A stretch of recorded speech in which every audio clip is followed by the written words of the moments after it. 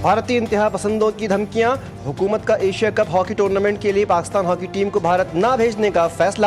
حکومتی ذرائع کے مطابق بھارتی میڈیا پاکستان کے خلاف مسلسل زہر اگل رہا ہے۔ پاکستانی ہاکی ٹیم کو سیکیورٹی خدشات کے باعث بھارت نہیں بھیج سکتے۔ وزیر اعلیٰ بلوچستان میر سرفراز بگٹی کی زیر سربراہی امن و امان سے متعلق اعلیٰ سطح کا اجلاس میں سر ڈھاکہ واقعے پر آئی جی پولیس بلوچستان نے تفصیلی بریفنگ دی۔ وزیر اعلیٰ کا واقعے میں ملوث دہشت گردوں کو منطقی انجام تک پہنچانے کا حکم، کہا کہ بلوچستان میں معصوم جانوں کے قاتل کسی رعایت کے مستحق نہیں، دہشت گردوں کو ہر حال میں کیفر کردار تک پہنچایا جائے گا۔ نارتھ کراچی سیکٹر 5 میں گھر سے گولیاں لگی لاش برآمد، مردہ حالت میں ملنے والا نوجوان حمزہ ڈاکو تھا، پولیس کا دعویٰ۔ حمزہ کا کرمنل ریکارڈ بھی سامنے آ گیا۔ حمزہ کا ایک بھائی عمیر بھی ڈکیتی کے الزام میں گرفتار ہو کر جیل میں ہے۔ حمزہ کی لاش جس دوست فیروز کے گھر سے ملی وہ بھی ڈاکو بتایا جاتا ہے۔ حمزہ نامی نوجوان کس طرح ہلاک ہوا، تحقیقات جاری۔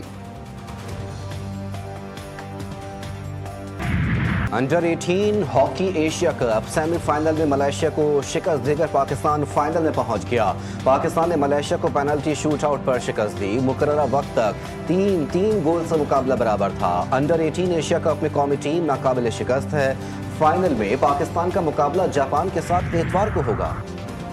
بھارتی پنجاب کے وزیر اعلیٰ بھگونت مان کی پاکستانی ہاکی ٹیم کو بھارت جانے کی اجازت دینے پر مودی حکومت پر کڑی تنقید۔ انہوں نے سوال اٹھایا کہ اگر پاکستانی اداکارہ کی پنجابی فلم کو صرف اس لیے بھارت میں ریلیز سے روکا جا رہا ہے کہ اس میں ہانیہ عامر نے کام کیا، تو پھر پاکستانی ہاکی ٹیم کو ایشیا کپ میں شرکت کی اجازت کیسے دی جا سکتی ہے؟ سانحہ 9 مئی جلاؤ گھراؤ کی مقدمات، شاہ محمود قریشی، عمر سرفراز چیمہ، محمود الرشید کی ضمانت کی درخواستیں خارج۔ لاہور کی انسداد دہشت گردی عدالت کے جج منظر علی گل نے فیصلہ سنا دیا۔ 9 مئی کیس میں اسلام آباد کی سیشن کورٹ میں شاہ محمود قریشی کی بریت کی درخواست پر فیصلہ محفوظ۔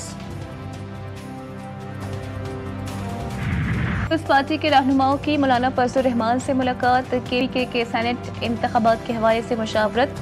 ملاقات کے بعد پی پی رہنما خورشید شاہ نے کہا کہ مولانا صاحب سے ہمارا پرانا تعلق ہے، ہمارے جتنے ممبرز ہیں اتنی سیٹیں ہوں گی۔ گورنر کے پی کے فیصل کریم کنڈی نے کہا کہ پیپلز پارٹی جنرل اور خواتین کی نشستوں پر الیکشن لڑ رہی ہے۔ کے پی اسمبلی میں 30 ایم پی ایس آزاد ہو چکے ہیں، نمبرز پورے ہونے پر تحریک عدم اعتماد لائی جا سکتی ہے۔ تحریک انصاف اختلافات کا شکار ہے۔ خیبر پختونخوا میں Saint election, P T I کے امیدواروں کے نام فائنل۔ جنرل سیٹ کے لیے مراد سعید، فیصل جاوید، مرزا آفریدی، عرفان سلیم اور خرم ذیشان امیدوار ہیں۔ فیض الرحمان اور شفقت ایاز بیک اپ امیدواروں کے طور پر فہرست میں شامل۔ ٹیکنوکریٹ کی سیٹ پر اعظم سواتی اور ارشاد حسین کو فائنل کیا گیا۔ نور الحق قادری بیک اپ امیدوار ہوں گے۔ خواتین کی نشست پر عائشہ بانو اور روبینہ ناز کے نام فائنل۔ تمام نام بانی پی جے کی منظوری سے فائنل ہوئے۔ پی ٹی آئی کے 26 ارکان کی نااہلی کا ریفرنس، اسپیکر پنجاب اسمبلی اور اپوزیشن ارکان کے درمیان 1 گھنٹے طویل ملاقات، مختلف امور زیر غور آئے، دونوں جانب سے مذاکرات جاری رکھنے پر اتفاق۔ مذاکرات کے دوسرے سیشن میں حکومت اور اپوزیشن کی جانب سے سینئر اراکین اسمبلی پر مشتمل کمیٹی تشکیل دینے پر اتفاق۔ پارلیمانی لیڈرز کی میٹنگز اتوار کو پنجاب اسمبلی میں ہوں گی۔ وزیر اعظم کا وزارتوں کی کارکردگی بڑھانے کے لیے اصلاحات کا حکم، پرانا نظام پاکستان کی ترقی میں رکاوٹ قرار، فرسودہ نظام کو جدید تقاضوں سے ہم آہنگ کرنا ضروری ہے۔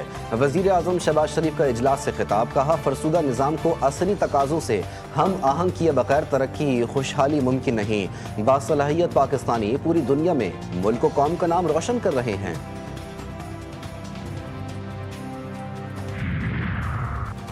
پاکی وزیر داخلہ محسن نقوی کی ابوظہبی میں شیخ سیف بن زید ال نہیان سے ملاقات، پاکستانی شہریوں کو درپیش ویزا مسائل پر تبادلہ خیال، دونوں رہنماؤں میں ورک ویزا میں آسانی کے لیے اقدامات پر اتفاق، سیکیورٹی، انسداد منشیات اور امیگریشن پر تعاون بڑھانے پر بھی گفتگو۔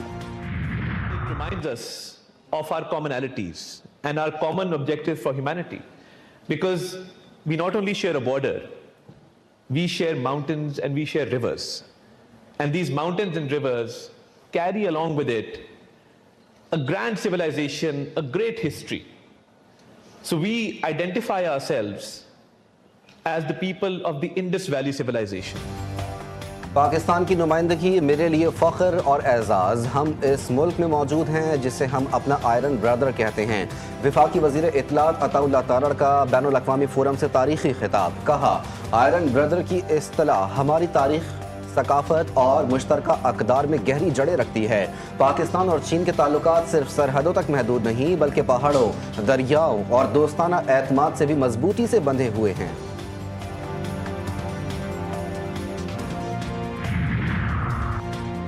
عافیہ صدیقی کیس میں اسلام آباد ہائی کورٹ کا وزیر اعظم اور وفاقی کابینہ کو توہین عدالت کا نوٹس جاری کرنے کا اندیا. وفاق کی جانب سے رپورٹ پیش نہ کرنے پر برہمی کا اظہار. جسٹس اعجاز اسحاق خان نے ریمارکس دیتے ہوئے کہا کہ اگر رپورٹ پیش نہ کی گئی تو پوری کابینہ کو عدالت میں طلب کیا جائے گا. کیوں نہ تمام وزراء کے خلاف توہین عدالت کی کارروائی شروع کی جائے. یہ عدالت صرف کابینہ ہی نہیں بلکہ وزیر اعظم کے خلاف بھی کارروائی کر سکتی ہے. عدالت نے وفاق کو رپورٹ جمع کرانے کے لیے 3 دن کی مہلت دے دی. سماعت 21 جولائی تک ملتوی. کراچی میں 16 سالہ لڑکی زیادتی کے بعد قتل. کھوکھرا پار میں مقتولہ کی لاش زیر تعمیر مکان سے ملی. گلا گھونٹ کر جان لی گئی. پولیس نے گھر کے قریب پلاٹ سے 4 افراد کو حراست میں لے لیا. مقدمہ درج. پولیس سرجن کے مطابق بچی کے جسم پر تشدد کے نشانات پائے گئے. والد کا کہنا ہے کہ میری بیٹی کھانا دے کر باہر گئی اور لاپتہ ہو گئی. برابر والوں نے دروازہ کھٹکھٹایا تو گھر کے دروازے پر بچی کی لاش موجود تھی. یہ سمجھا بچی کھانا گھر رکھ کے گھر پہ چلی گئی ہے. میں ادھر آ کے اپنا کام کرنے لگا. برابر والوں نے دروازہ کھٹکھٹایا. بولنے بیٹا یہ باہر دیکھو کیا کون پڑا ہوا ہے. میں نے بچی کو سیدھا کرا تو میری بیٹی وہاں پڑی تھی. ضلع کرم کے علاقے گوندل میں خوفناک حادثہ. تیز رفتار گاڑی بے قابو ہو کر کھائی میں جا گری.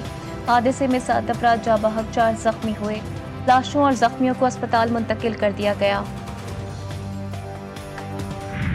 کراچی کے ٹکٹ پر جدہ کی سیر. نجی ایئر لائن کی غلطی. پاسپورٹ نہ ویزا کراچی سے لاہور جانے والے مسافر کو جدہ پہنچا دیا. کراچی کے رہائشی ملک شاہزین احمد کا کہنا ہے کہ لاہور ایئرپورٹ پر ایئر ہوسٹس کو بورڈنگ پاس دکھایا تو انہوں نے سیٹ کنفرم کی. 2 گھنٹے گزرنے پر پوچھا کراچی کیوں نہیں آیا تو عملہ پریشان ہو گیا. جدہ ایئرپورٹ پر سعودی امیگریشن حکام نے کچھ دیر حراست میں رکھ کر تفتیش کی.